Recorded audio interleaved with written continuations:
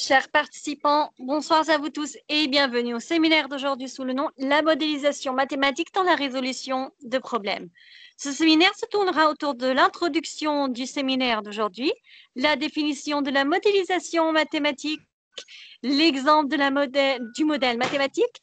Nous apprendrons également l'importance de la modélisation en mathématiques, la modélisation mathématique appliquée et enfin les techniques de modélisation mathématique. Tout cela avec Dr Jihan Salati, membre du corps professoral de l'Université Mid-Ocean. Accordons maintenant la parole à Dr Jihan. Dr Jihan, la parole est à vous. Vous pouvez commencer votre séminaire. Ok, merci beaucoup, Dr Malek, pour cette belle introduction. Donc, bonjour à vous tous. Donc, merci pour votre présence. Donc, aujourd'hui, on est dans cet séminaire donc intitulé « La modélisation mathématique dans la résolution des problèmes ». On va introduire qu'est-ce que la modélisation, à quoi sert la modélisation mathématique. On va voir des exemples donc dans plusieurs domaines de la vie, de la santé économique, production. Donc, il y a plusieurs domaines qu'on va le voir. Donc, pour bien étudier la modélisation. De plus, on va voir les étapes de la modélisation, quelles sont les grandes lignes et les techniques pour modéliser un tel problème. On va définir qu'est-ce qu'un modèle, qu'est-ce qu'un problème, pour bien étudier l'étape de modélisation mathématique. Donc, pour tout cela, on va le voir structuré comme ceci. Donc, on va commencer par une petite introduction de la modélisation mathématique. Puis, on va donner une définition de la modélisation mathématique. Qu'est-ce qu'un modèle mathématique? On va voir des exemples, bien sûr, pour mieux comprendre la modélisation des modèles mathématiques. Puis, on va voir l'importance de la modélisation en mathématiques parce qu'elle a un très, très grand intérêt, la modélisation mathématique dans des problèmes, dans des divers secteurs. Puis, la modélisation mathématique appliquée, parce qu'il y a une petite différence entre la modélisation mathématique et la modélisation mathématique appliquée. On va préciser un peu, et des techniques de modélisation mathématique. Quelles sont les techniques pour qu'on puisse arriver finalement à un modèle mathématique bien structuré? Parce qu'on va voir, on peut commencer par un problème. Donc, comment je peux traduire ce problème en un modèle mathématique bien structuré pour avoir une très belle résultat finalement et pour qu'on puisse prendre une décision. Donc, on va commencer par cette introduction.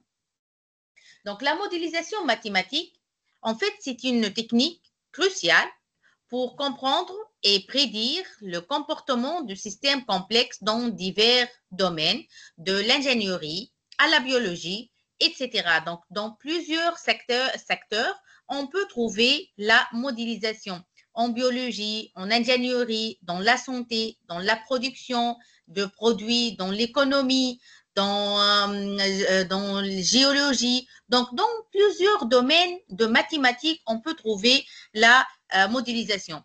En employant en fait des structures, des relations mathématiques, cette approche permet aux chercheurs de simuler des scénarios du monde réel, offrant ainsi des perspectives et des solutions à des défis complexes. Donc, on sort d'un défi complexe, d'un problème complexe. Il est difficile à résoudre, à étudier, et on le rendre facile à travers l'étape de modélisation. Donc, comprendre le fondement de la modélisation mathématique est essentiel pour les étudiants qui aspirent à exceller dans les disciplines scientifiques et d'ingénierie. Donc, personnellement, je trouve que la modélisation mathématique, c'est presque utile pour tous les étudiants. Quels que soient les secteurs de l'étudiant, il faut que savoir qu'est-ce que la modélisation et comment je peux modéliser n'importe quel problème. Parce qu'il vous utilisez ceci, il vous permet vous utilisez ceci dans plusieurs secteurs et on va voir ceci tout à l'heure. Donc, en fournissant une base solide pour les compétences analytiques et de résolution de problèmes. Donc, en fait, je peux ici ajouter que la modélisation, c'est l'ensemble des processus qui permet l'intervention de mathématiques dans une science basée sur l'expérience ou l'observation. OK? Donc, ici, sur l'observation. Et voici quelques exemples dans différentes disciplines scientifiques. Donc, on va voir des exemples dans des différentes disciplines. Donc, ici, par exemple, en économie.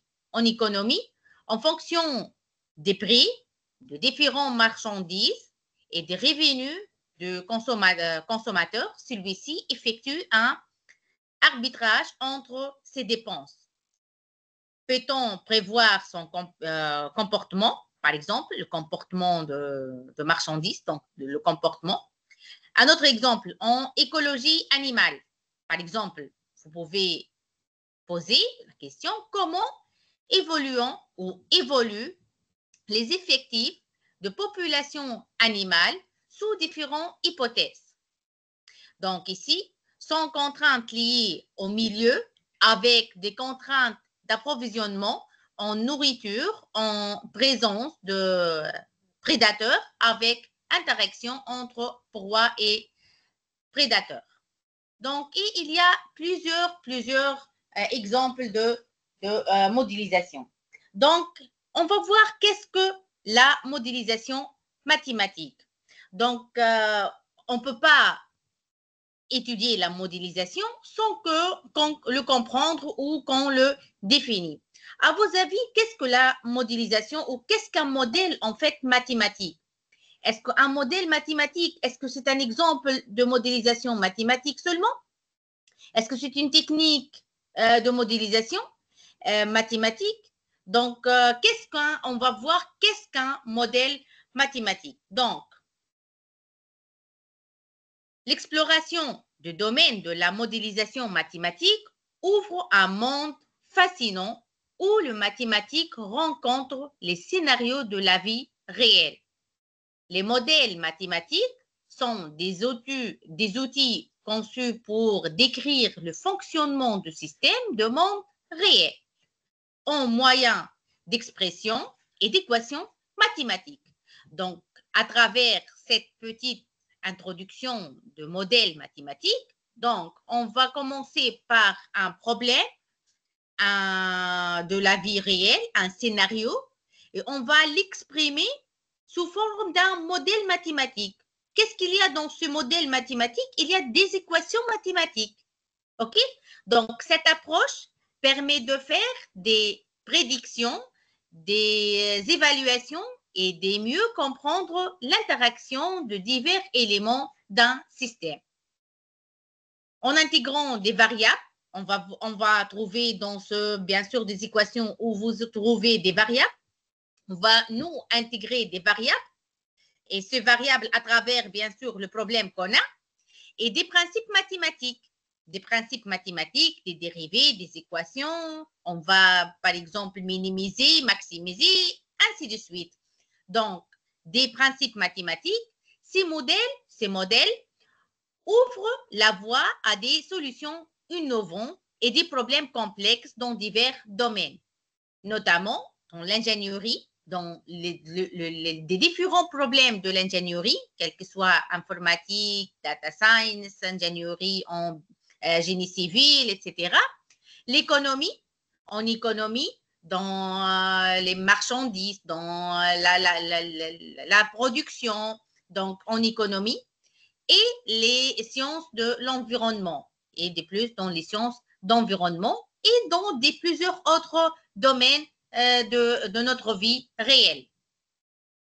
Maintenant, on va définir un modèle mathématique. On va donner une définition pour un tel modèle mathématique. Donc, un modèle mathématique, c'est une représentation en termes mathématiques des relations entre les divers éléments d'un système ou d'un processus particulier d'un monde réel.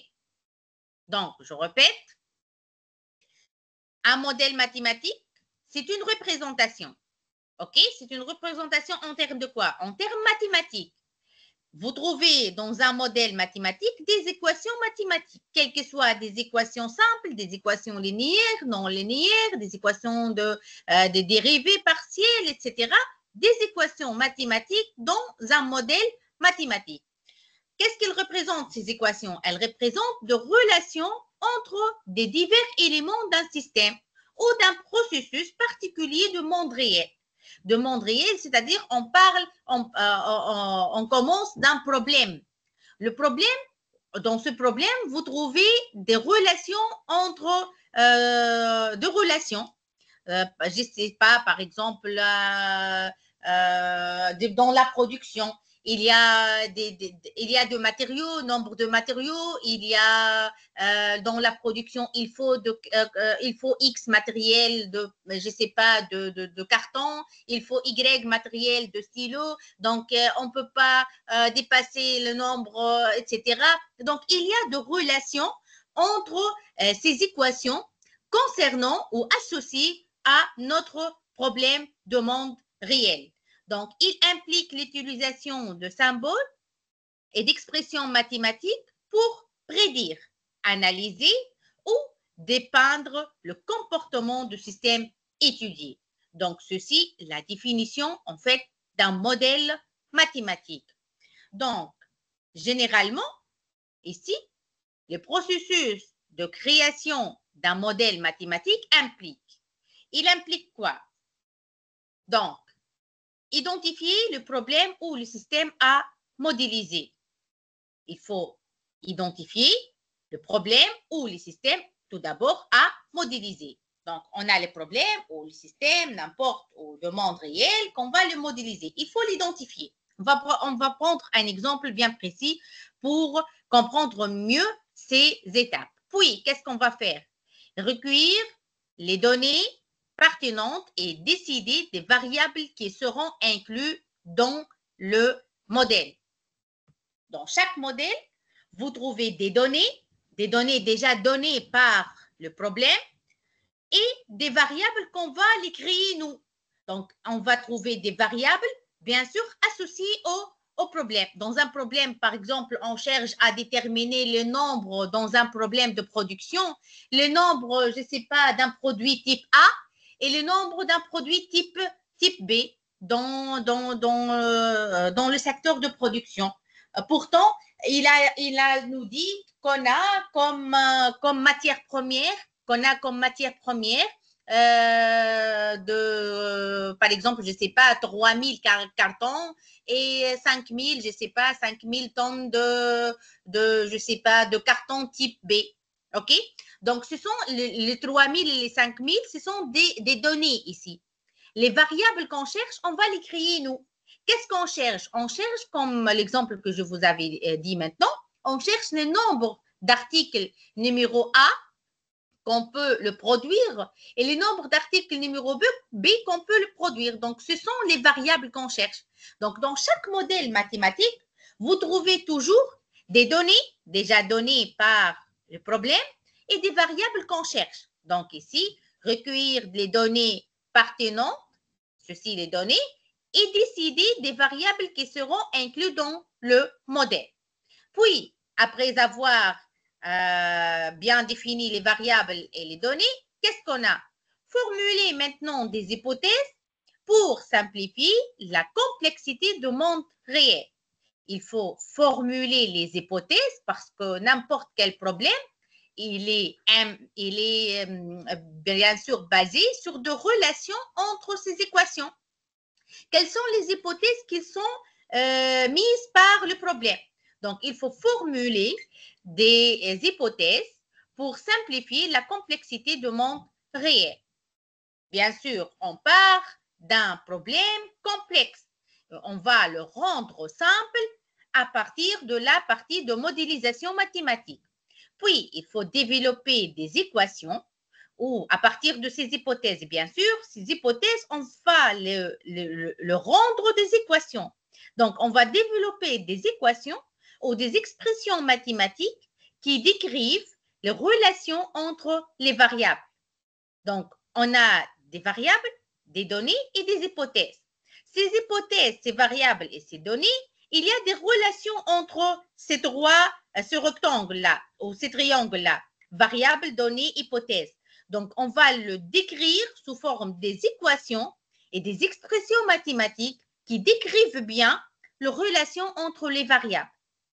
Donc, puis, on va valider et affiner le modèle en se basant sur des données empiriques ou des résultats connus. Déjà, dans la modélisation, vous avez des résultats déjà connus et on va le comparer. Donc, cette approche structurée garantit que le modèle représenté fidèlement le système en question. Donc, ce qui permet de faire des prédictions et des analyses fiables. On peut, donc, si le modèle il est très proche de réalité, de résultats réels, donc on peut travailler avec succès et avec fiabilité avec et on trouve des analyses et des résultats, très très bons résultats, puisque notre modèle et les résultats qui nous donnent notre modèle, ils sont presque le même ou très très proches de résultats déjà existants. Donc, on peut travailler avec ce modèle mathématique. Donc, on va voir ceci une par une avec un exemple. Donc, ici, on va prendre l'exemple de modéliser la propagation d'une épidémie. Vous avez, donc, on va prendre une épidémie simple. OK? Donc, on a une épidémie, on va modéliser un tel problème de propagation d'une épidémie. OK? La première étape, qu'est-ce qu'on a dit? On a dit identifier le problème ou le système à modéliser. OK? Ici, on va identifier le problème ou le système qu'on va le modéliser. Donc, qu'est-ce que ça veut dire ici à partir de notre exemple? On veut étudier comment une maladie se propage dans une population. Ceci, c'est-à-dire, qu'est-ce que ça veut dire? Identifier le problème ou le système. Dans notre exemple, on va identifier le problème, c'est-à-dire ici, modélisation d'une propagation. Donc, notre problème, on va les définir. Quel est notre problème? Notre problème est d'étudier comment une maladie ou une épidémie, une maladie se propage dans une population. OK, on a identifié notre problème. Quelle est la deuxième étape? La deuxième étape, on a dit recueillir les données pertinentes et décider des variables qui seront incluses dans le modèle. Donc, on va voir quelles sont les données et quelles sont les variables qu'on va le décrire nous. Donc, ceci est la deuxième étape. Recueillir les données et choisir les variables. Quelles sont les variables possibles, par exemple? Les variables, on va commencer par les variables. Les variables, ici, on va noter ST. T dépend de temps, bien sûr, parce que c'est une propagation au cours de temps. OK? ST, c'est le nombre de personnes saines susceptibles d'être infectées. Il peut être infecté. IT, le nombre de personnes infectées. Donc, et RT, les variables, le nombre de personnes rétablies. OK? Ceci, les variables, les inconnus, ceci, les variables. On a 3 variables que je les dépose. On peut trouver plus. Mais ici, j'ai besoin, par exemple, de 3 variables. Nombre de personnes saines, susceptibles d'être infectées, le nombre de personnes déjà infectées, et RT, le nombre de personnes rétablies. Quelles sont les données? Les données, vous avez les taux d'infection. Vous avez, par exemple, la durée moyenne de la maladie, etc. Vous pouvez trouver d'autres données, mais on va prendre ces données-là.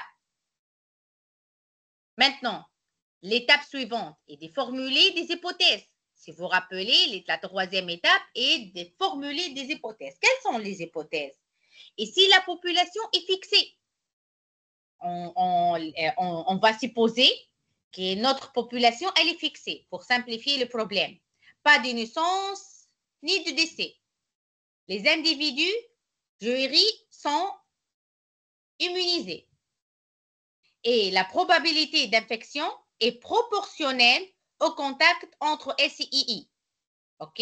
Entre 100 est susceptible d'être infecté, et I, nombre de personnes infectées déjà, il est infecté et rencontre avec un nombre sain, mais il peut être infecté. Donc, ceci, les hypothèses qu'on a mis. Quelles sont les étapes suivantes après formule des hypothèses? Donc, développer des équations ou des expressions mathématiques qui décrivent les relations entre les variables.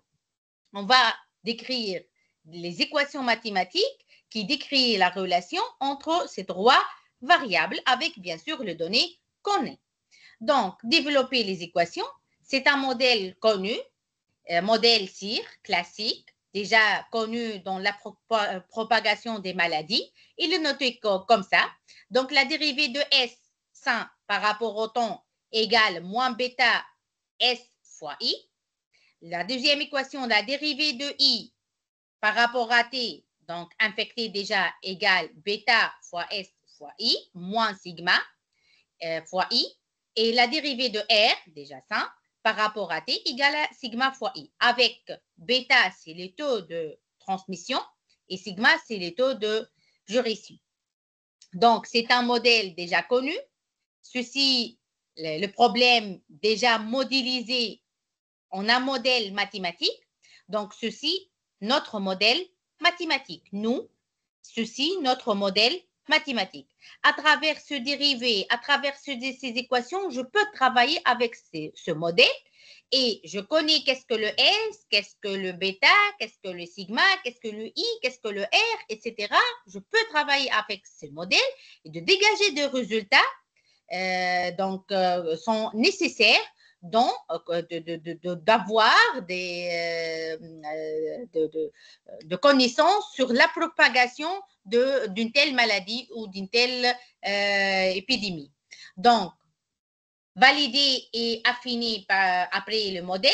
Donc ici, on compare comment je peux valider ce modèle-là. Est-ce que le modèle est bien structuré et bien posé ou non? On compare les résultats du modèle. Donc, on va prendre le S, par exemple, de résultat de S est dérivé et comparer avec ce résultat. Et on va comparer le résultat de ce modèle, OK, avec le données réelles, avec notre donnée réelle. Par exemple, quelles sont les données réelles? Par exemple, vous avez une courbe de nombre de cas, etc. Donc, le plus important est de comparer le résultat de ce modèle avec les données réelles que vous avez déjà, quelles que soient des courbes, quelles que soient des statistiques, quelles que soient des tableaux, etc. Il faut, c'est-à-dire, il faut exécuter ce modèle-là et le résultat de ce modèle-là comparé avec le résultat réel. Si ça ne colle pas, on ajuste les hypothèses. Si ça ne colle pas, les résultats de notre modèle mathématique, ils sont très loin de résultats réels. Donc, notre problème, il est mal imposé. Donc, il faut bien ajuster les hypothèses. Par exemple, tenir compte de la mortalité, parce qu'on a dit comme hypothèse, on va compter pas les nouveau-nés et les décès. Donc, si notre résultat, elle est très, très loin de résultats réels, donc il faut ajuster bien les hypothèses. Par exemple, tenir compte de la mortalité ou de mesures de prévention, etc. Donc, si le résultat, elle est proche de notre résultat réel, donc notre problème ou notre modèle, il est bien imposé et on peut travailler avec ce modèle et on peut dégager des très beaux résultats qui nous permet de détecter la propagation prochainement de cette maladie et de cette épidémie. Donc maintenant, on va passer à l'importance de la modélisation et déjà, je parlais un peu avec vous sur cette importance de la modélisation. On va ajuster bien l'importance de la modélisation mathématique dans les sciences appliquées. En fait, ici, la modélisation mathématique est devenue indispensable dans les sciences appliquées en raison de sa capacité à fournir des informations et des solutions à des problèmes complexes. En abstrayant et en simplifiant la réalité, en expression mathématique maniable, ce modèle permet aux scientifiques et aux ingénieurs de quoi on va voir. Donc, d'une première fois, d'analyser le système et prédire les résultats selon divers scénarios, comme par exemple l'exemple de propagation de maladies. On peut analyser le système et prédire, le plus important, prédire de résultats d'avenir, etc., prédire les résultats selon divers scénarios. Parce qu'on peut même, comme vous avez dit, ajuster les hypothèses. Donc, je peux changer les hypothèses, ajouter des équations, travailler sur ce modèle plus. Donc, selon vos scénarios, je peux ajouter si on fait quelque chose, si on ajoute quelque chose, etc. Donc, selon divers scénarios. Deuxièmement, concevoir et optimiser le processus et les technologies. Autrement, prendre des décisions éclairées, c'est très important ceci, de prendre des décisions à partir de prédictions de résultats. Donc, prendre des décisions éclairées sur la base d'analyses quantitatives, comprendre des phénomènes complexes grâce à un cadre mathématique structuré. Donc, ces capacités font non seulement progresser les connaissances scientifiques, mais contribuent également à l'innovation technologique, à la production de l'environnement et à l'amélioration de la qualité de vie. Donc, et ceci, très, très important. Donc, essayez d'imaginer tous ces avantages, donc comme innovation technologique, on peut avoir d'autres de nouveaux technologies, etc. Protection de l'environnement, on peut protéger notre environnement à partir des modèles mathématiques qu'on peut bien imposer, prédiction de résultats, analyser ces résultats, etc. Donc, on peut protéger notre environnement et on peut aussi améliorer la qualité de vie, notre qualité de vie. Donc, ceci juste abstrait. Donc, si on entre plus dans la partie de modélisation, même on peut améliorer, par exemple, dans les problèmes de production, on a un problème, on va le modéliser mathématiquement, on peut améliorer la production, on peut ajuster le prix de vente, on peut prendre des informations sur les acheteurs, sur le marché, etc. Je peux prendre le fil entre mes mains du marché même. Donc, c'est très, très important. Je peux donner une autre offre de marché suivant la modélisation que je fais. Donc, c'est très important la partie de modélisation. Mais le plus important est d'avoir un très bon modèle mathématique. Donc, on va voir comment je peux, quelles sont les étapes, les techniques d'avoir un bon modèle mathématique. Donc, on va voir avant tout des exemples de modélisation mathématique pour mieux comprendre ceci.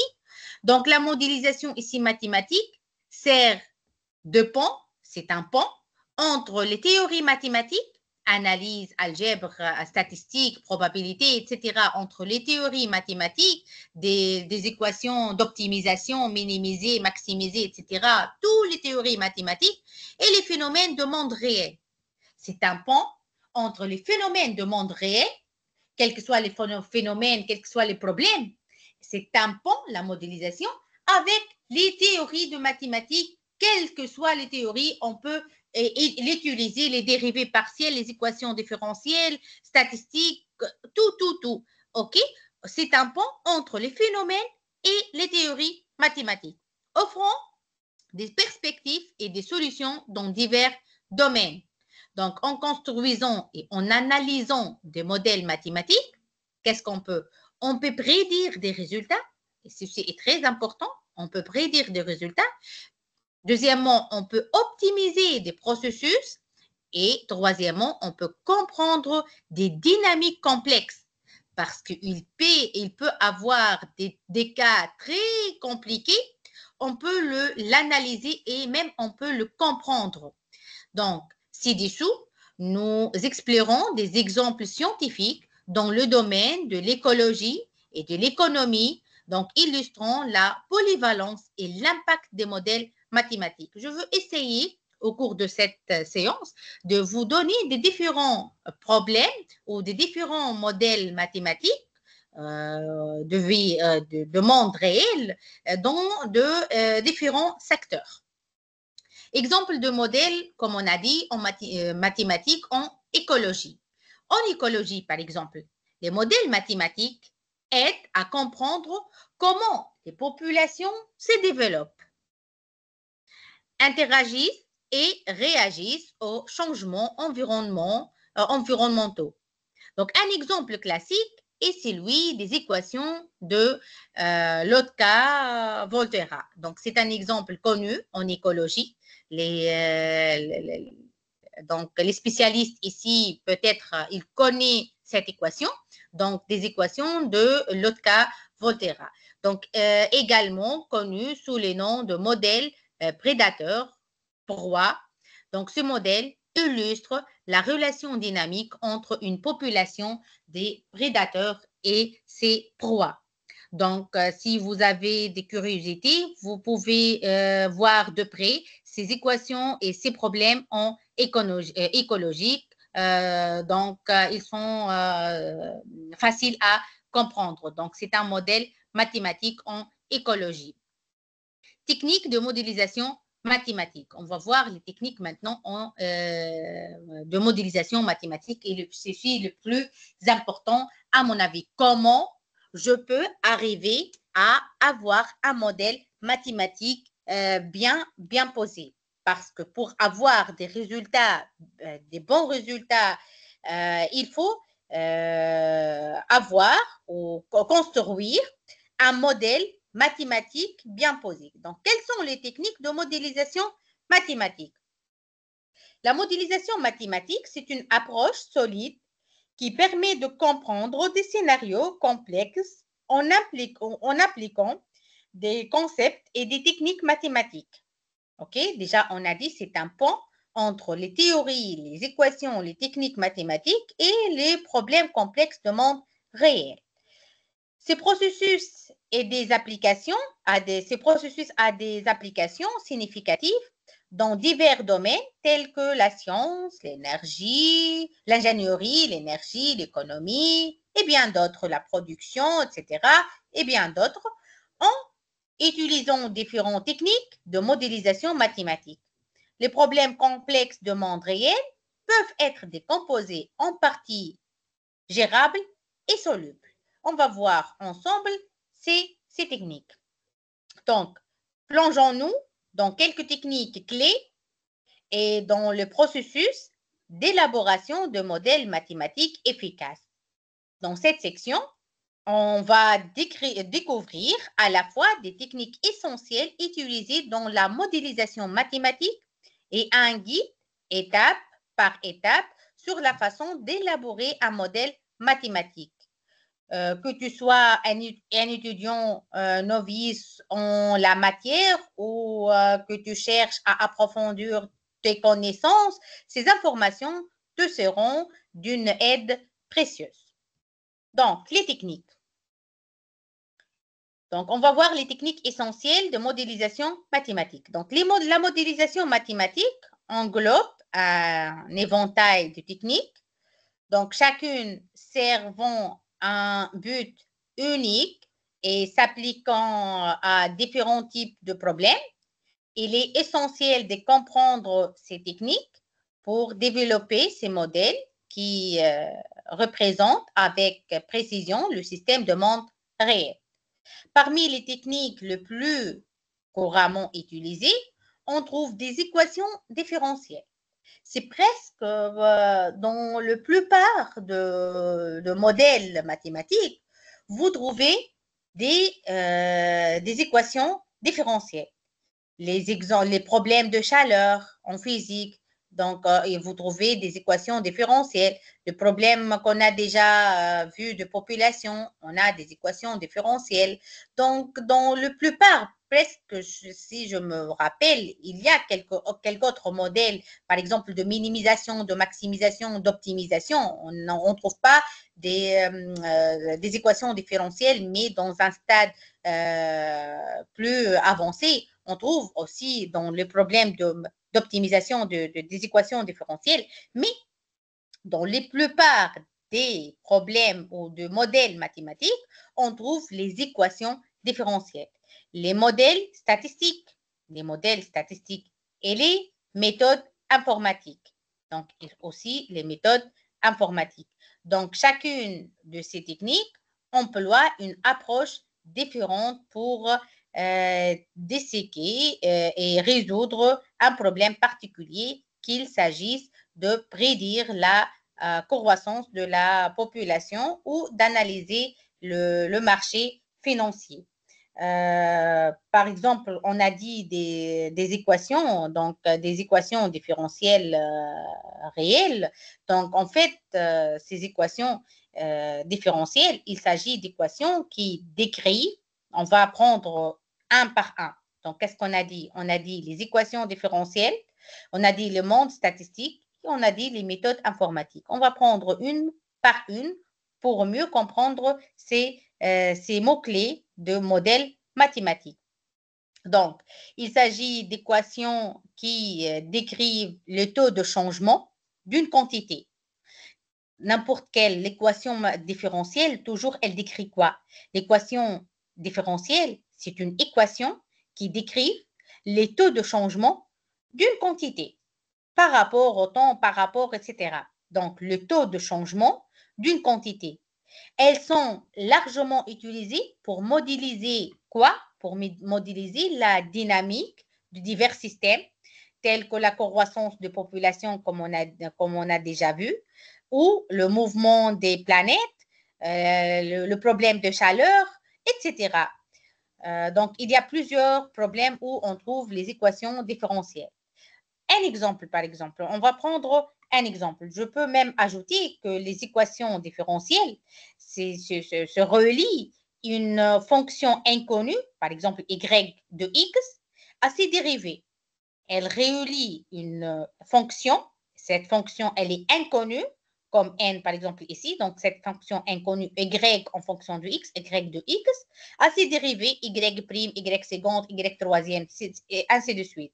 Elle décrit comment une quantité évolue au cours de temps ou de l'espace. Comme on a dit, c'est une équation qui décrit le taux de changement d'une quantité. Donc, elle décrit comment une quantité, elle évolue au cours de temps ou de l'espace. Donc, ceci, l'équation différentielle. Donc, prenons un exemple simple où on a un problème ou un modèle mathématique avec les équations différentielles. Donc, la croissance exponentielle, quelle que soit d'une population, en biologie, en finance, etc. On trouve par exemple la dérivée de n par rapport au temps égale à r fois n. N, ici, l'inconnu, donc n de t, c'est la taille de population à l'instant t. N, ici, c'est la taille de la population à l'instant t. On va écrire ou décrire le taux de changement de la population par rapport au temps. R, c'est le taux de croissance. R, c'est le taux de croissance. Donc, la solution qu'on cherche, donc ici, si on résout cette équation mathématique, c'est une équation mathématique ici. La dérivée égale R fois N. Donc, si on résout cette équation mathématique, maintenant, on utilise des outils mathématiques d'analyse, etc., on trouve que NT égale N0, l'initiale N0, fois exponentielle RT. Donc, on a déjà un résultat. Cet résultat sert à modéliser la croissance des bactéries, par exemple, la croissance des bactéries, des populations ou l'évolution d'un capital placé avec intérêt. Et vous pouvez croire comment ou à quoi sert ou quel est l'intérêt, qu'est-ce que je peux garantir à travers ce modèle, ce petit modèle mathématique. Si je le résoudre, je trouve que nt égale n0 fois exponentielle rt. Et ceci, il nous permet de modéliser la croissance des bactéries, des populations Et dans l'économie, l'évolution de capital placé avec l'intérêt. Ceci concernant un très simple exemple en utilisant les équations différentielles. Qu'est-ce qu'on a dit? On a dit aussi modèle statistique. On a dit modèle statistique. Donc, cette technique de modèle statistique, cette technique utilise les statistiques pour représenter, analyser et prédire des données. Elle est souvent employée dans des domaines tels que l'analyse de marché, l'évaluation de risques et des faire de prédictions basées sur des données historiques, etc. Et la plupart du temps, on trouve le modèle statistique en économie, dans le domaine de l'économie. Donc, en fait, je peux même ajouter qu'un modèle statistique, c'est un outil, en fait, qui utilise les modèles, les méthodes statistiques. Quelles sont les méthodes statistiques? Ce sont les probabilités, échantillons, estimations, tests, régression, etc. Pourquoi? Pour les modèles statistiques, pour représenter des données, pour analyser des résultats ou de relations entre variables, pour prédire de comportements futurs. Donc, ceci, le modèle, à quoi sert le modèle statistique et comment je peux utiliser ou quand je peux modéliser un tel problème en utilisant des modèles statistiques. Parce que dans la partie de modélisation, comme j'ai déjà vous avez dit, il y a plusieurs secteurs. Et parfois, vous pouvez poser la question, quel est le modèle que je peux le connaître? Donc, est-ce que je peux utiliser maintenant des équations différentielles ou des équations en probabilité, c'est-à-dire modèle statistique ou informatique, ou quel est le modèle que je peux utiliser? Donc, si vous comprenez bien ce modèle et suivant vos problèmes, vous connaissez quel est le modèle susceptible donc ou associé à votre problème de la demande réelle. Donc, de même, on va prendre un exemple d'application très simple de modèle statistique. Donc, un modèle ou deux exemples ici, analyse de marché en économie et marketing. Donc, analyse de marché ici, régression linéaire. Donc, prédire les ventes en fonction de prix et de la publicité. Donc, on peut prédire dans les futurs les ventes en fonction de prix et de la publicité. Donc, les ventes égale A plus B fois le prix, le C fois la publicité plus un epsilon. Donc, ceci est notre modèle mathématique. Donc, ceci est l'équation. Donc, le vente ici, le prix, le publicité, on peut le prendre comme variable V, P, par exemple, C, etc. Donc, cette équation ou ce modèle, ce petit modèle mathématique, elle nous aide à comprendre l'influence de facteurs économiques sur la demande. Donc, ceci est un exemple en économie et en marketing. On peut prendre un autre exemple, évaluation de risque en finance, assurance, etc. Un modèle de probabilité. On a dit statistique, probabilité, on a dit échantillon, estimation, etc. Donc, un modèle de probabilité. À quoi sert? Donc, estimer la probabilité qu'un client fasse défaut sur un crédit. Exemple, par exemple, régression logistique pour prévoir si un emprunteur est risqué 0 ou 1. Donc, ceci est un autre exemple en finance ou assurance où on utilise des modèles statistiques. Donc, la plupart de modèles statistiques, on l'utilise en économie, marketing, finance, etc. Et on peut trouver d'autres modèles donc, dans d'autres secteurs où aussi on peut trouver des modèles où on peut utiliser des modèles statistiques. Mais je dis la plupart. OK?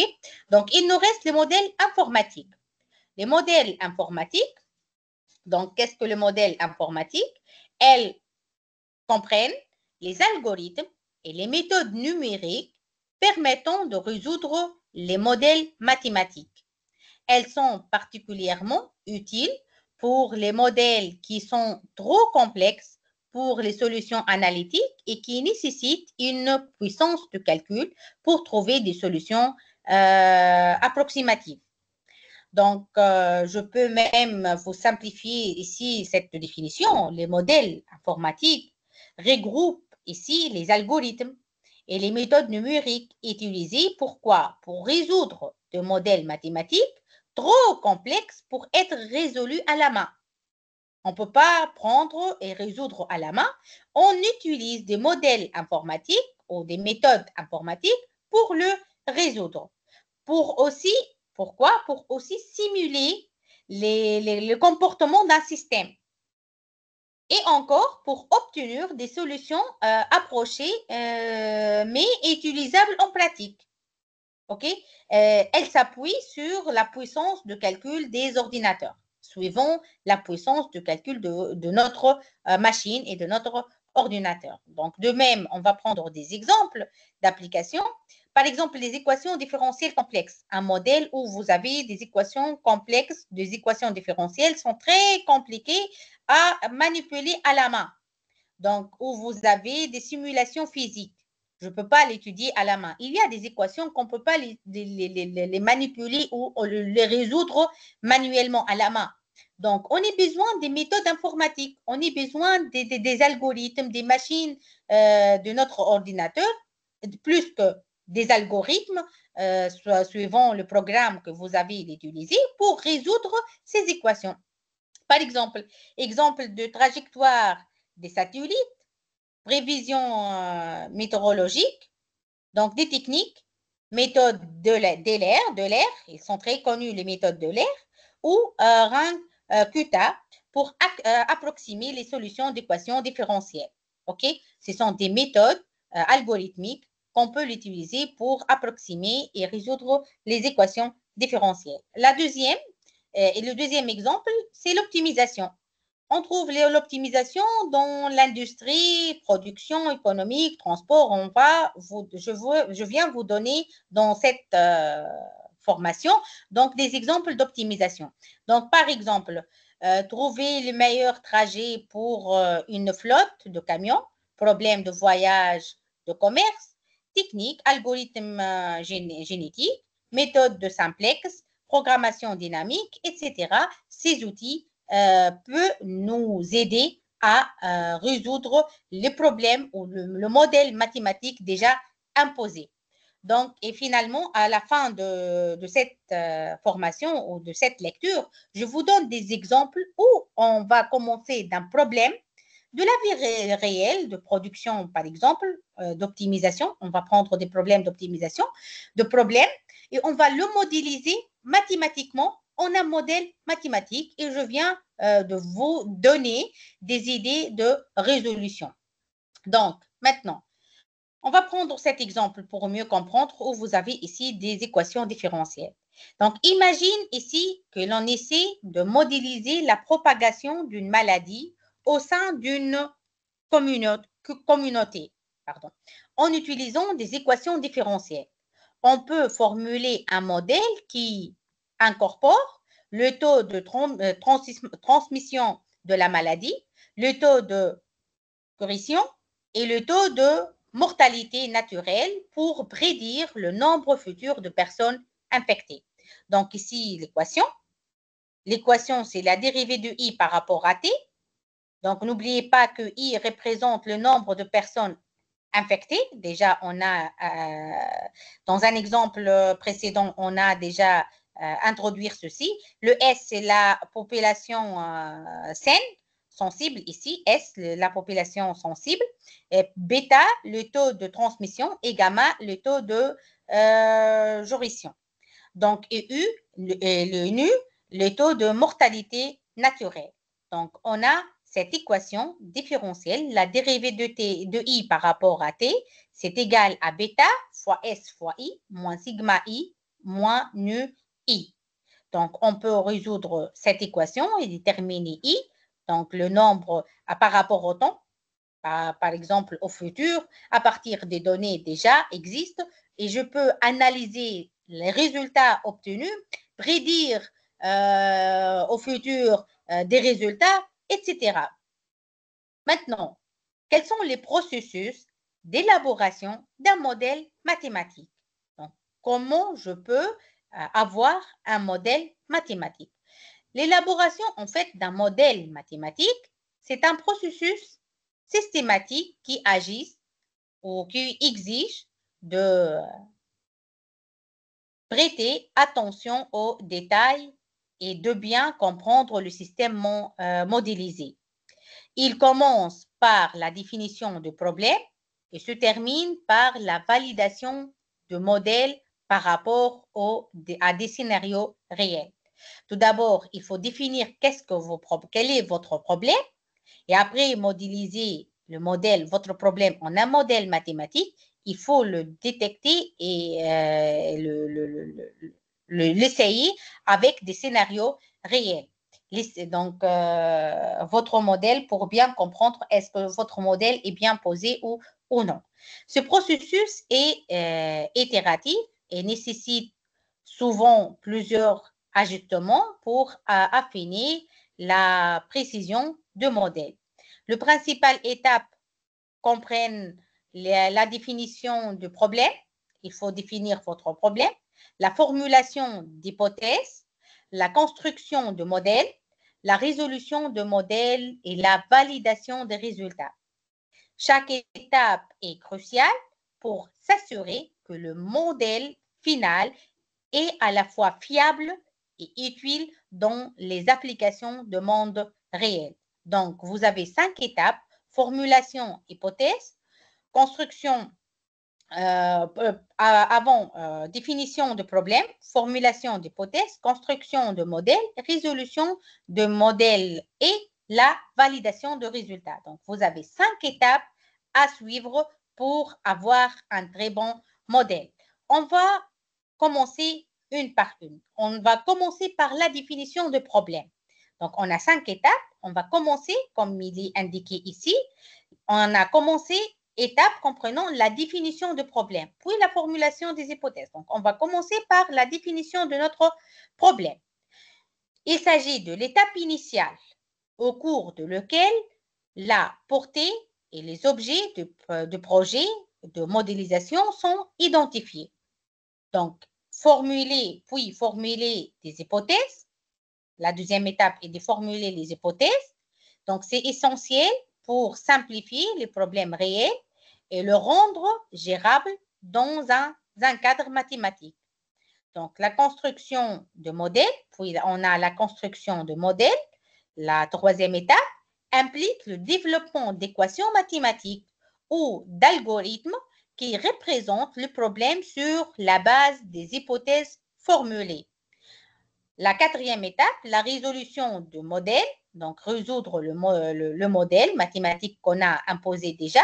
Cette étape consiste à appliquer des théories mathématiques ou des techniques mathématiques ou des méthodes informatiques, comme on a dit, des algorithmes sur la machine, etc., pour trouver des solutions aux modèles constructifs ou des modèles déjà construits. Puis, la cinquième étape est de valider le modèle. Est-ce que le résultat qu'on a trouvé est acceptable ou non? Il faut valider le modèle. Impliquer la comparaison des prédictions de modèles avec des données de monde réel ou des résultats connus afin d'évaluer sa précision et sa fiabilité. Donc, un détail fascinant du processus de modélisation mathématique et sa nature itérative. Donc, on va maintenant, donc ce sont juste ici, donc je répète, on a 5 étapes pour avoir un bon modèle mathématique. Les deux principaux étapes, c'est de définir bien vos problèmes. Il faut bien comprendre vos problèmes, dégager quelles sont les données, dégager quelles sont les variables, dégager quelles sont les hypothèses, c'est-à-dire quelles sont les relations entre, quelles sont la relation entre les données, quelles sont la relation entre les variables déjà que j'ai imposées, etc. Puis, formuler les hypothèses. Il faut formuler quelles sont vos hypothèses. Après, la construction de modèles. Quelles sont les équations qu'on peut le construire, ces variables, qu'est-ce que je cherche, comment est-ce que je cherche le taux de changement? Est-ce que je cherche de maximiser, de minimiser? Donc, si maximiser et minimiser, donc j'ai besoin d'un modèle d'optimisation. Si le taux de changement, j'ai besoin d'une équation différentielle. Si un modèle statistique, donc, etc. Donc, qu'est-ce que je cherche? Et de construire le modèle suivant les hypothèses et les variables déjà dégagées. Puis, résoudre le modèle déjà imposé, c'est-à-dire trouver le résultat et comparer le résultat avec prédire. Par exemple, prendre un temps, je sais pas, on est en 2025, donc prendre un temps en 2030 et comparer le résultat avec ces résultats existants. Donc, et est-ce que ces résultats acceptables ou non? Par exemple, je sais que dans un problème d'optimisation, je n'accepte pas, de résultats négatifs. Et je trouve des résultats négatifs. Donc, il y a un problème, notre problème ou notre modèle mathématique, il est mal imposé. Donc, il y a des conditions que je peux pas le dépasser si je trouve le résultat. Il faut comparer vos résultats avec ce que déjà eu comme des conditions initiales. On va pouvoir maintenant le rôle de la modélisation mathématique, dont spécialement le mathématique appliqué. Parce que ceci a là un très, très grand intérêt dans le mathématique appliqué. Donc, en fait, ici, la modélisation mathématique est la pierre angulaire des mathématiques appliquées. Pourquoi? Car elle fait le lien entre le concept théorique et les applications dans le monde réel. Par exemple, si on est dans un cours de mathématiques, algèbre ou mathématiques, analyse pure, mais par exemple, il y a des théories, il y a des équations, il y a des dérivés, des intégrales, etc. Un problème de statistique, on va résoudre des équations, etc. Probabilité, ce sont des mathématiques pures. Des équations différentielles, etc., résolution des équations, ce sont des mathématiques pures. Peut-être vous posez la question parfois, pourquoi on utilise ceci? Pourquoi on étudie ces équations mathématiques compliquées et difficiles? À quoi sert ceci? Pourquoi la dérivée? Pourquoi l'intégrale? Pourquoi ceci? Ce sont de notions peut-être vous paraît compliquées et difficiles. Mais la modélisation mathématique, c'est le pont, c'est la pierre angulaire des mathématiques appliquées, où vous touchez le lien entre ces théories, le concept de théorie mathématique et les applications dans le monde réel. Donc à partir de modélisation mathématique, vous touchez le mathématique à quoi sert. OK? Donc, en élaborant des représentations mathématiques de systèmes complexes, elle permet d'analyser, de prédire et d'optimiser une myriade de phénomènes, qu'il s'agisse d'efforts en matière de durabilité environnementale ou d'algorithmes financiers de pointe. Les modèles mathématiques sont essentiels pour stimuler le progrès et l'innovation. Donc, cette exploration se penchera sur le rôle transformateur de modèles mathématiques dans le processus de prise de décision. Il nous permet bien le résultat de modèles mathématiques qu'on a posé de prise de décision. Si je dis modélisation, je dis prise de décision, et envisagera les futurs paysages de la modélisation en mathématiques, en soulignant son importance cruciale dans toutes les disciplines, comme on a déjà vu dans plusieurs secteurs de monde réel. Maintenant, comment le modèle mathématique façonne la prise de décision? Comment il nous aide à prendre des décisions? En fait, les modèles mathématiques contribuent à façonner les processus de prise de décision dans divers domaines. On va expliquer ceci. Donc, en exploitant les données et en établissant de relations entre les variables.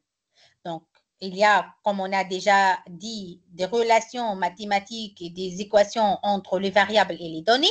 Ces modèles fournissent un cadre structuré pour comprendre des équations compliquées, des équations complexes, facilitant ainsi la planification stratégique de la gestion des risques. OK? S'il y a des risques, je peux le prédire. Donc, je peux mettre une stratégie de gestion de risque. La capacité de simuler des scénarios et de prédire des résultats à l'aide de modèles mathématiques améliore considérablement l'efficacité de décisions prises dans le secteur public et privé. Avant de poursuivre, je peux vous donner un exemple dans la production. Si j'ai un problème de production, je donne toujours le problème de production parce que le plus simple pour vous comprendre. Donc, un problème de production et j'ai des résultats. Si je produis, déjà, j'ai mis le problème, le modèle mathématique, je le résoudre et je trouve si je produis comme modèle de produit type A 50 pièces, produit type B 70 pièces par exemple, je peux gagner au maximum sous les contraintes que j'ai déjà, un profit ou un profit, oui, de 3 000 euros par exemple, de 3 000 euros. OK? C'est un bénéfice de 3 000 euros. Donc, suivant cet résultat, je peux prédire le marché. Je peux savoir est-ce que je peux augmenter le prix de vente? Est-ce que je peux diminuer le prix de vente? Je peux savoir même après cette analyse ou le modèle mathématique que j'ai déjà mis, je peux savoir est-ce qu'il y a un excès de matières premières? Est-ce qu'il n'y a pas un excès de matières premières? Si la production, le groupe de production, il propose un autre type de production suivant le matière que j'ai déjà en excès, est-ce que je peux accepter ou non? À quel prix je peux l'accepter? Etc. Donc, ce sont comment je peux prendre de décisions, comment la modélisation nous permet et nous aide à prise ou à prendre des décisions à partir d'un très, très bon modèle, bien sûr, résolu. Et à travers ces résultats, je peux prendre des décisions. Donc, je poursuis ici. Les applications vont de la planification urbaine et de la conservation de l'environnement aux prévisions financières et la gestion de soins de santé, illustrant le large impact de modèles mathématiques sur la prise de décision éclairée, comme déjà on a expliqué. Donc, toujours ici, comme déjà je vous avais dit, l'optimisation de la logistique. Ici, on peut prendre l'optimisation aussi dans la logistique. L'optimisation de la logistique de la chaîne d'approvisionnement est un excellent exemple de prise de décision influencée par la modélisation mathématique. Donc, considérons un modèle conçu pour minimiser le coût des transports tout en maintenant les livraisons à temps. Donc, c'est minimiser cette équation. Donc, Z égale la somme de I varie de 1 jusqu'à M, J de 1 jusqu'à M, CIJ, XIJ, avec Z, le coût total de transport.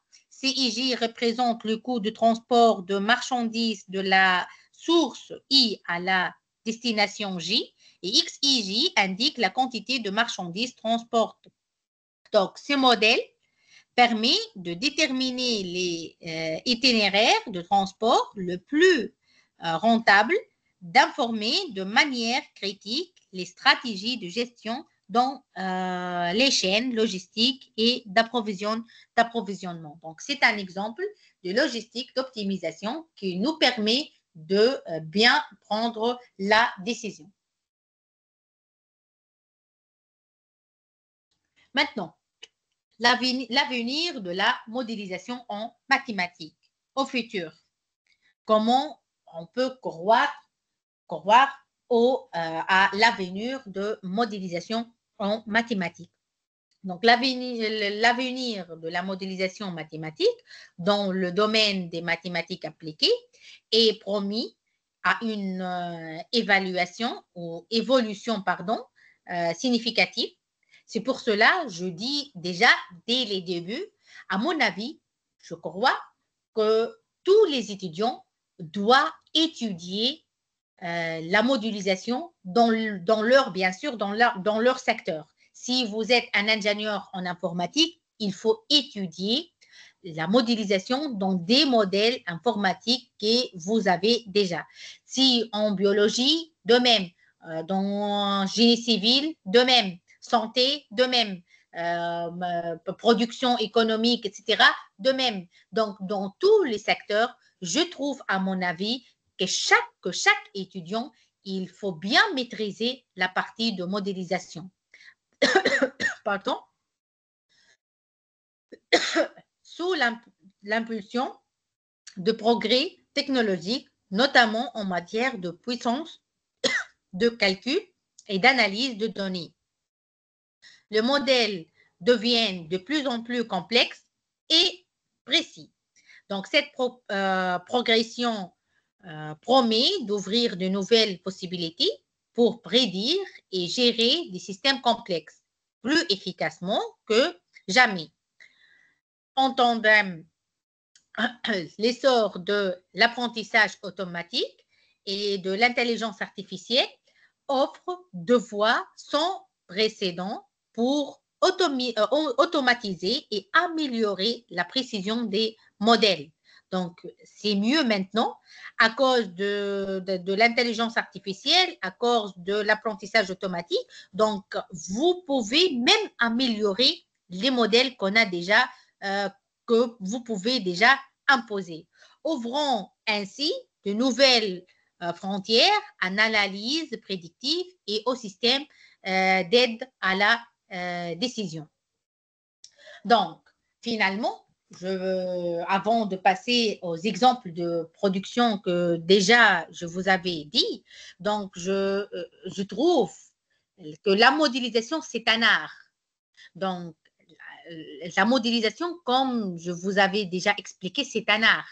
Donc, une fois déjà les objets, les contraintes et autres variables, les variables de décision ou les variables quelles que soient établies, vous devez traduire le problème métier en un problème mathématique dans lequel les techniques de résolution, quelles que soient algorithmiques ou des techniques à la main, etc., pourront s'appliquer. C'est la modélisation, en fait. Ceci, la modélisation. Donc, vous avez un objectif, vous avez des hypothèses, des relations, des contraintes, et vous avez des variables à chercher, des variables de décision. Donc, vous avez dans la partie de modélisation trois choses aussi. Donc, la principale difficulté réside dans le fait de trouver le bon équilibre entre un modèle simple, plus facilement soluble, et un modèle complexe, plus réaliste, mais plus difficile à résoudre. Donc, vous n'oubliez pas, lorsque vous modélisez un problème, un tel problème, il faut que votre problème soit, c'est pas facile, mais possible à résoudre. Il faut qu'on peut le résoudre. On ne peut pas mettre une équation ou modéliser un tel problème en une équation, par exemple, qu'on ne peut pas le résoudre. OK? Modéliser votre problème, on a un modèle mathématique qu'on peut le résoudre. Je vous donne puis quelles sont les étapes pour modéliser. On va choisir le problème d'optimisation, par exemple, et quelles sont les étapes pour modéliser un problème d'optimisation. Pour résoudre le problème, il faut commencer par savoir quelles sont les données d'entrée de notre problème. Donc, quel est l'horizon de temps de notre problème? Un mois, un an, 10 ans, etc. Que sait-on sur les défaillances de nos machines? Y a-t-il une loi de fiabilité connue? Ce sont les données. A-t-on des historiques, des pannes, etc. À partir de ces informations, comment modéliser la dynamique, par exemple, de notre système, c'est-à-dire écrire une relation mathématique entre l'état de nos machines. Donc, ceci, c'est un exemple. Quelles sont les questions qu'il faut poser pour modéliser un très bon modèle? Il faut ensuite faire le lien entre l'état du système et les coûts générés. C'est là qu'intervient le choix de la finesse de modélisation et qu'il est nécessaire de faire un compromis entre réalisme et simplicité de résolution. Doit-on prendre en compte un coût fixe lié à l'arrêt et au redémarrage de nos machines, pardon? Les durées de maintenance sont-elles déterministes ou aléatoires? Le nombre de maintenances à placer sur l'horizon d'études est-il fixé ou variable, etc. Donc, les réponses à toutes ces questions dépendent des objets ou des objectifs métiers et de contraintes à respecter, par exemple, concernant le temps de résolution, etc. Donc, la spécialiste RO, la recherche opérationnelle, dans la recherche opérationnelle, c'est une matière qu'on étudie, donc la recherche opérationnelle, prise de décision, de problèmes d'optimisation. Dans la recherche opérationnelle, les étudiants étudient bien la partie de modélisation, comment ils modélisent un problème en un modèle mathématique. Donc, les spécialistes RO de recherche opérationnelle doivent donc à la fois avoir une bonne compréhension de métier, mais aussi être capable d'analyser la complexité mathématique du problème afin de trouver le bon équilibre dans la modélisation. On va prendre un modèle ou un problème de production. Donc, c'est un problème de vie réelle, de monde réel, de production. Donc, on va lire ensemble le problème. Donc, un fabricant produit deux types de yaourts à la fraise, A et B. On a deux types de yaourts à la fraise, un type A et un type B. À partir, bien sûr, de fraises, de lait et de sucre. Les matières premières pour produire ces deux types, on a des fraises, de lait et de sucre. Chaque yaourt doit respecter les proportions suivantes de matières premières. Le fraise, pour le type A, il faut 2 kg. Pour le type B, il faut 1 kg. Le lait, pour le type A, il faut 1 kg. Pour le type B, il faut 2 kg. Le sucre A, il est sans sucre. Le B, il faut 1 kg. Est-ce que la production ou l'usine a une infinité de matières premières? Non. Il y a une capacité qu'on ne peut pas le dépasser. Donc, on dispose de 800 kg de fraises, 700 kg de lait et 300 kg de sucre. Il nous avait déjà dit que la vente de 1 kg de yaourt A, il rapporte 4 € et 1 kg de yaourt B, il nous rapporte 5 €. Le fabricant cherche à maximiser son profit. Donc, le fabricant, il veut chercher à maximiser son profit. C'est-à-dire quoi maximiser son profit? Il veut savoir quel est le nombre de produits de yaourt type A et le nombre de produits de yaourt type B qu'on peut le produire pour maximiser le bénéfice. On veut maximiser la production parce que lorsque je maximise la production de type A et multiplié par le prix de vente, 4 € et maximiser la production de type B et multiplié par le prix de vente, 5 €, je peux maximiser maintenant le bénéfice. Donc, notre objectif ici est de maximiser la quantité de production.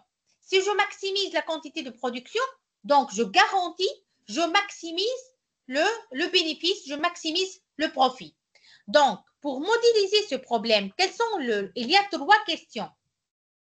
Dans la modélisation, il y a ici 3 questions. Sur quelle quantité peut-on travailler? Qu'est-ce que je cherche? Comme on a dit, je cherche à maximiser le profit. Pour maximiser le profit, qu'est-ce que je cherche? je cherche à maximiser la quantité de type A, de yaourt type A, et la quantité de yaourt type B. Donc, la quantité que je cherche, la quantité de yaourt type A et la quantité de yaourt type B. La deuxième question, que cherche-t-on à optimiser? Qu'est-ce que je veux optimiser? C'est un problème parce que ici, le modèle mathématique, ici, c'est un problème d'optimisation. Qu'est-ce que je veux l'optimiser? Je veux maximiser, je veux minimiser. Qu'est-ce que je veux optimiser? L'optimum, le mieux. Je veux maximiser le profit. Donc, je veux maximiser le prix de vente.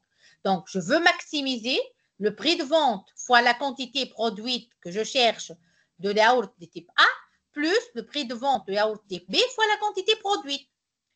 Maintenant, quelles sont les contraintes du problème? Est-ce qu'il y a des hypothèses dans le problème? Est-ce qu'il y a des contraintes?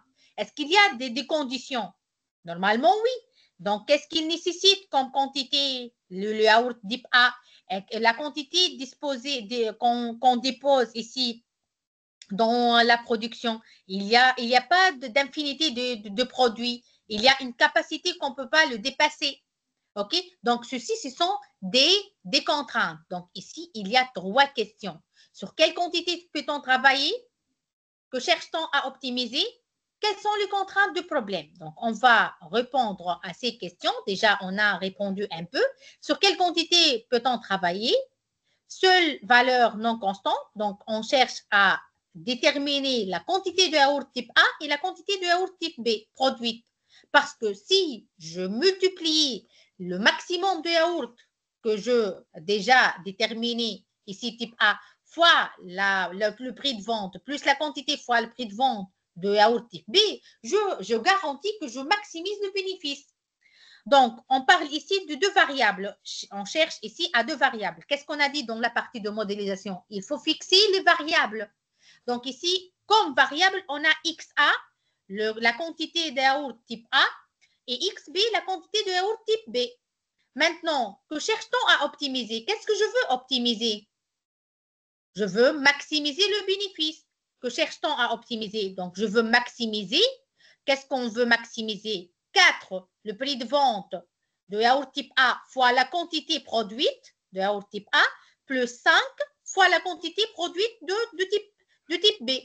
Je veux déterminer XA à quoi égal, XB à quoi égal pour maximiser au maximum le bénéfice, maximiser cette équation. OK? Ceci est notre objectif, notre but. Maintenant, quelles sont les hypothèses? Quelles sont les contraintes? Quelles sont les conditions? Donc, quelles sont les contraintes du problème? Suivant notre problème, ici, on a des conditions. L'usine, elle, ou dans la production, on dispose que 800 kg de fraises. On dispose que 700 kg de lait. On ne peut pas le dépasser. On dispose que 300 kg de sucre. On ne peut pas le dépasser. Et qu'est-ce qu'il nécessite, par exemple, si je prends le fraise? Qu'est-ce qu'il nécessite ici? Comment je peux connaître que je ne dépasse pas ce 800 et maximise la production? Donc, si je multiplie, qu'est-ce qu'il nécessite le A, le type A comme kilo de fraises? Il nécessite 2 kilos. Donc, si je multiplie 2 kilos de fraises fois la quantité produite au maximum, plus 1 kilo fois la quantité produite XB au maximum, il ne faut pas dépasser 800 parce que la production, elle n'a pas comme quantité plus que 800. On ne peut pas dépasser 800. Donc, la première équation ou la première contrainte, c'est une inéquation en fait. La première inéquation, ce 2XA, 2 fois XA, la quantité produite, plus 1 fois XB, inférieur ou égal à 800. Elle ne peut pas dépasser 800. Ceci pour la contrainte de fraises. Pour la contrainte de lait, de même, 1 kg de lait pour chaque kilo de fraises de type A, de yaourt type A. Donc, 1 kg fois la quantité produite, plus 2 kg fois la quantité. Il ne faut pas dépasser 300 kg de lait. Et de même pour le sucre. Ici, 0 fois XA, donc 1 fois XB, donc XB, elle ne peut pas dépasser de sucre, pardon, ici 700 de lait et 300 de sucre. Donc ici, XB, elle ne peut pas dépasser 300, inférieur ou égal à 300. Est-ce qu'il y a d'autres conditions? Non, il n'y a pas d'autres conditions. Donc, je relis. Un fabricant produit de type yaourt à la fraise A et B à partir de fraises, de lait et de sucre. Chaque yaourt doit respecter. Voilà, ce sont des conditions, des hypothèses. Respecter les proportions suivantes de matières premières. Déjà, on a dégagé ceci comme des équations. Ceci dans le prix de vente, déjà dans l'objectif. Elle intervient dans l'objectif, 4 euros et 5 euros. Donc, il n'y a pas d'autre. Donc, c'est bon. On a dégagé toutes les conditions. Donc, ici, les conditions. Première contrainte, 800 kg de fraises disponibles. Donc, la quantité utilisée dépend de la production. De XA plus XB, ici inférieur à 800. On ne peut pas le dépasser comme on a déjà expliqué. De même pour le yaourt. Donc, ici, XA plus 2XB inférieur ou égal à 700 et XB inférieur ou égal à 300. Et on a une autre condition que est-ce qu'on peut avoir une quantité négative? C'est une production. On va produire de yaourt de type A, yaourt de type B. Elle peut avoir 0. Elle peut, la production décide de ne produire pas, par exemple, le yaourt de type A ou le yaourt de type B. Mais elle ne peut pas être négative. C'est pour cela XA et XB doivent être supérieurs ou égal à 0. Donc, ceci, notre problème, notre programme ou notre problème modélisé. Donc, notre problème modélisé est de maximiser cette équation, 4XA plus 5XB, sous ces contraintes-là. 2XA plus XB inférieur ou égal à 800, XA plus 2XB inférieur ou égal à 700 et XB inférieur ou égal à 300. Et XA et XB positifs. Donc ici, il y a plusieurs méthodes de résolution. La plus connue, la plus méthode qu'elle est connue, c'est la méthode de simplex. C'est une méthode où qui étudie la modélisation et la recherche opérationnelle. Ils ont déjà étudié cette méthode de simplex et déjà elle existe en ligne. Donc là, vous pouvez entrer ce modèle déjà existe en ligne. Vous tapez en Google par exemple résolution simplex en ligne. Il y a plusieurs programmes en ligne. Vous mettez votre problème déjà et vous donne le résultat, la bonne résultat. Il faut produire, par exemple, 50 pièces de yaourt type A, je ne sais pas, 90 yaourt type B pour maximiser le bénéfice à, je ne sais pas, 3 000, 4 000 euros. Donc, il résoudra ces problèmes et vous comparez après et vous comparez le résultat déjà obtenu avec ce qu'il existe au marché. Et vous pouvez prédire les futurs. Vous pouvez prédire est-ce que vous avez des excès de matières premières et vous pouvez prédire le prix de vente. Est-ce que je peux augmenter le prix de vente, mettre le nombre, produire reste le même? Oui, il y a une analyse sur ce type de modèle-là. C'est l'analyse de sensibilité. Donc, on peut changer le prix de vente sans changer le résultat optimal. Elle reste le résultat le même, mais je peux varier ce produit-là, bien sûr, suivant le demande de marché. Est-ce qu'il sort le produit ou non? Donc, pour cela, la partie de modélisation, elle est très, très importante.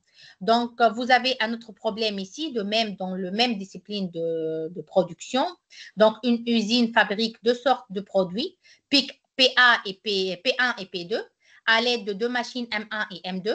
Donc, P1, la machine M1, donc pour produire P1, il faut 30 minutes. Pour P2, 20. M2, 40 pour P1, 10 pour P2. Mais M1, elle est disponible que 6 000 minutes par mois et M2 disponible que 4 000 minutes par mois. Donc, on va modéliser ce problème. Je vous donne directement le résultat.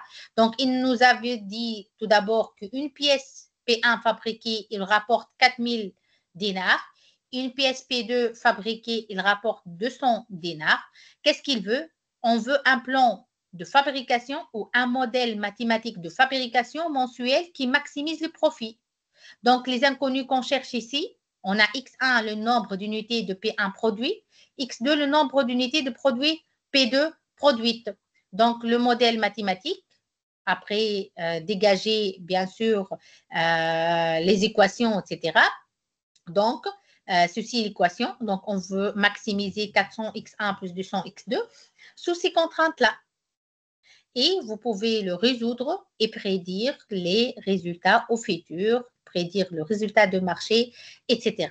Donc, en conclusion ici, après avoir ces deux exemples précis de la partie de modélisation, on a déjà vu des exemples de population, des exemples dans la santé, de propagation de maladies, etc. Donc, la conclusion, à mon avis, ici, la modélisation mathématique est souvent associée à l'idée de traduction dans une telle perspective, dans plusieurs domaines de monde réel, comme on a dit, dans toutes les disciplines presque. Donc ici, les mathématiques auraient la fonction d'un langage servant à exprimer autrement. Donc c'est un pont entre la modélisation, c'est un pont entre le problème réel et le mathématique. Ici, à partir de la modélisation, on touche le mathématique. On touche à quoi sert le mathématique. Donc ici, le mathématique aurait la fonction d'un langage servant à exprimer autrement. Donc, à traduire les données de problème. Et cette idée de traduction est souvent associée elle-même à celle de formalisation. Si la traduction mathématique est efficace, c'est parce qu'elle s'appuierait sur un langage formel permettant de traiter les problèmes à un niveau plus général et plus abstrait. Donc, comme on a déjà dit, il faut bien modéliser votre problème. Donc, si vous avez un bon modèle, donc plus que vous avez un bon modèle bien posé, vous aurez un très bel résultat, un résultat très proche de la réalité. Donc, il faut bien comprendre le problème pour bien modéliser. Suivant vos problèmes, qu'est-ce qu'ils nécessitent? Un problème d'optimisation maximisée, minimisée, un problème de propagation, donc des équations, des équations différentielles, problème de statistiques, probabilité, etc. On peut utiliser aussi, comme on a dit, des méthodes informatiques parce que dans la partie de résolution, parfois, on ne peut pas le résoudre à la main. On a besoin de programmes informatiques, de nos machines ici. Et puisque déjà, avec le progrès ici de l'intelligence artificielle, donc la partie de modélisation a plus que d'intérêt que déjà précédemment et elle est la partie de modélisation, elle est en progrès toujours. Et j'ajoute la partie de modélisation, peut-être l'intelligence artificielle, elle peut vous fournir tout, peut-être un modèle mathématique qui est difficile à résoudre, vous me mettez avec l'intelligence artificielle, elle vous aide à le résoudre, ainsi de suite. Mais la partie de modélisation, elle reste l'être humain et le cerveau qui peut bien modéliser un problème parce que la machine ou l'intelligence artificielle, elle ne peut pas poser les questions pour savoir qu'est-ce que vous avez besoin. Donc, dans ce modèle mathématique, quelles sont les données que vous avez besoin?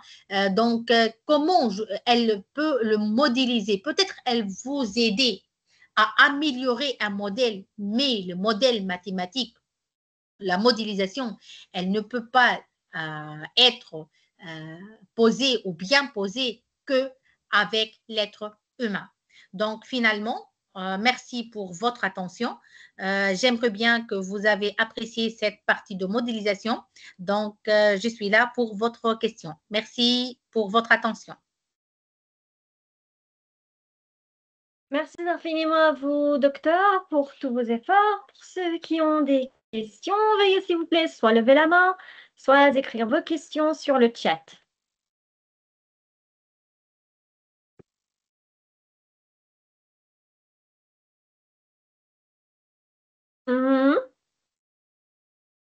Ils ont des questions? Vous pouvez bien sûr les poser, soit en levant la main, soit en les écrivant sur le chat. Ok, nous avons Roumadi Aboubakar. Roumadi, la parole est à vous. Vous avez accès au micro. Bonsoir, cher docteur. D'abord, je vous remercie pour ce séminaire très enrichissant. Pour moi, j'ai pas vraiment de questions, mais euh, je, j'aimerais qu'on organise, lorsque le temps viendra, on organise une formation complète sur la modélisation. Parce que comme le docteur l'a dit là, chaque étudiant doit connaître dans le domaine où il travaille, par exemple. Oui. Ok, merci pour cette belle intervention. Ok, pourquoi pas. On va proposer donc à l'administration votre proposition. Et déjà, il y a des étudiants qui étudient la partie de modélisation dans la matière de recherche opérationnelle. Déjà, la recherche opérationnelle, elle est étudiée par des étudiants donc dans l'informatique, les sciences informatiques. Voilà, comme nous, ici dans Amidocian, on fait l'informatique, oui, la technologie de l'information, oui, ça serait mieux. Ok, merci. Ok, merci à vous, docteur. De rien, à votre place. Super. Donc, pour ceux qui ont des questions, veuillez s'il vous plaît soit lever la main, soit écrire vos questions sur le chat.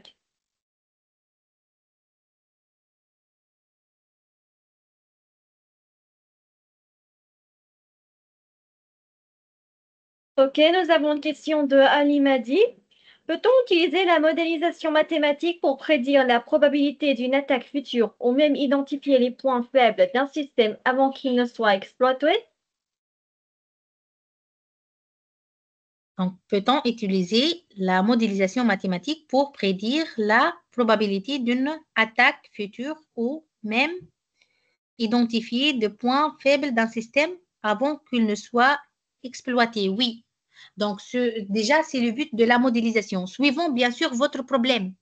Donc, suivant votre problème déjà modélisé. Donc, le but de modélisation est de prédire les résultats des futurs et d'avoir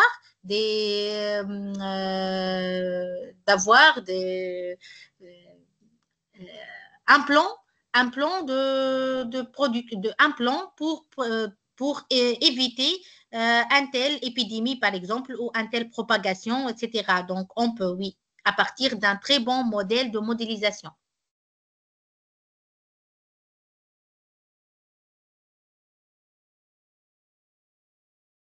Est-ce que c'est bon? Super. Vous Donc, aurez... OK. pour ceux qui ont des questions, veuillez s'il vous plaît soit lever la main, soit écrire vos questions sur le chat. Alors, nous avons Ali Madi. Ali Madi, la parole est à vous. Vous avez accès au micro. Ok, merci. Merci beaucoup encore pour un séminaire vraiment très enrichissant, comme je viens de poser ma question tout à l'heure, mais j'aimerais aussi parler un petit peu parce que, machallah, c'est bien présenté, on a bien trouvé les avantages nécessaires parce que Oui. souvent, euh, comme elle vient de dire souvent sur la propagation, moi j'ai déjà utilisé par exemple d'équations, par exemple la propagation de malware dans un réseau. Un jour, je me pose un modèle inspiré, comme elle a déjà dit l'épidémiologie, donc comme le modèle de CIR. Donc, euh, avec ce modèle, bon, moi-même, j'ai choisi les variables, comme par exemple, si je, oh, il a déjà énoncé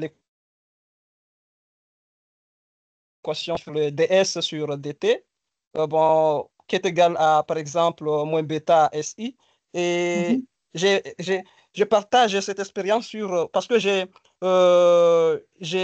défini le S, par exemple, comme étant le nombre des machines vulnérables, et puis le I, par exemple, si je parle, par exemple, de I sur dt qui est égal à bêta SI moins le taux fois I, donc le I que j'ai utilisé, ce sont, par exemple, des machines infectées. Donc, ça, c'est la logique. Donc, moi, j'ai utilisé ça sur la cybersécurité, hein, sur la Très cybersécurité. bien.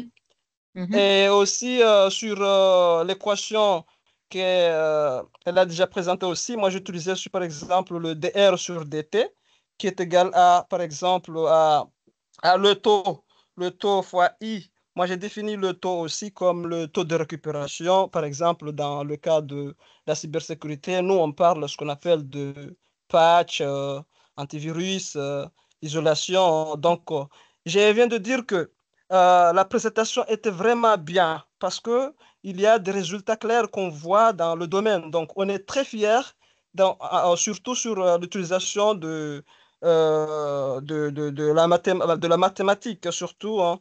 Donc, avec l'application, donc moi aussi, avec ça, je viens aussi de prédire que comment aussi un virus informatique se propage dans un réseau Oui. électrique, par exemple, intelligence. Donc, c'est très important.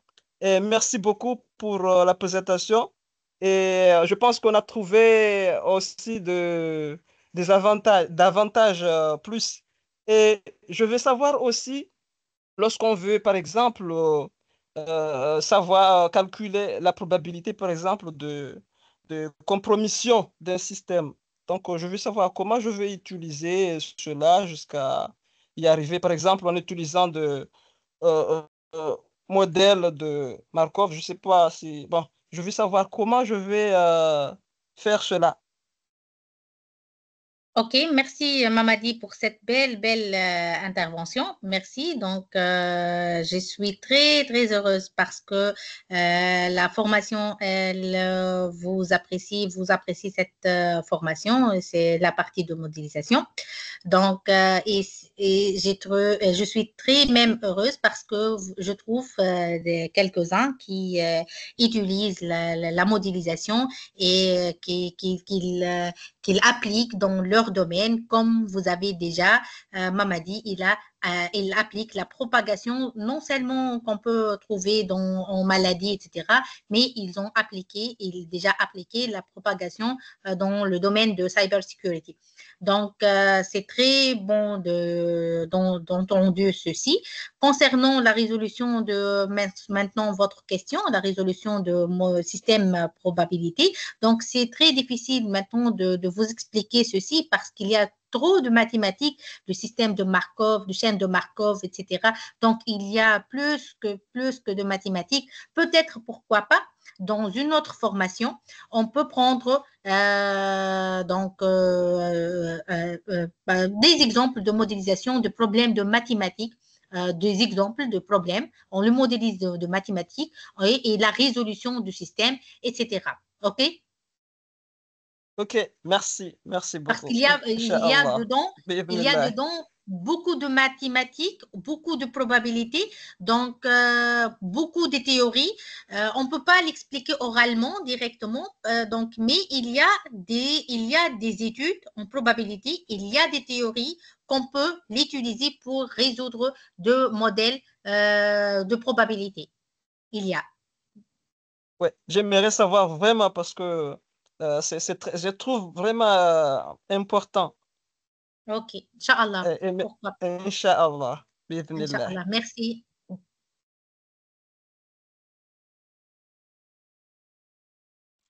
Merci Super. Ali. Donc, pour ceux qui ont des questions, veuillez s'il vous plaît soit lever la main, soit écrire vos questions sur le chat.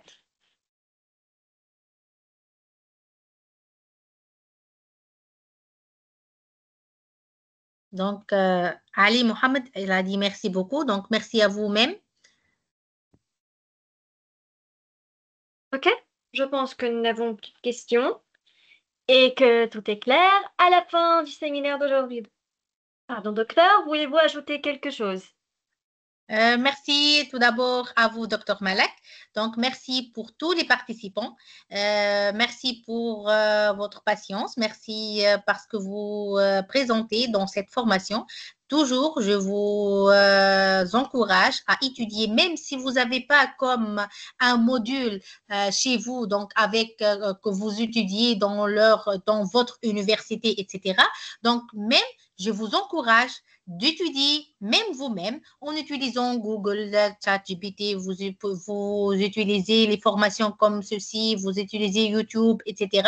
Lire les documents, donc vous prendre connaissance, même chez vous, même si vous n'avez pas comme une matière spécifique avec votre ou dans votre domaine donc d'études, vous pouvez même parce que si vous êtes apprécié ceci, donc vous pouvez même étudier vous-même. Donc, et je suis à votre disposition si vous avez des questions, même ailleurs. Merci pour votre présence encore une fois. Je vous souhaite une très belle journée. Merci finalement, Dr. Malak. Merci à vous tous. Merci infiniment à vous, docteur, pour tous vos efforts.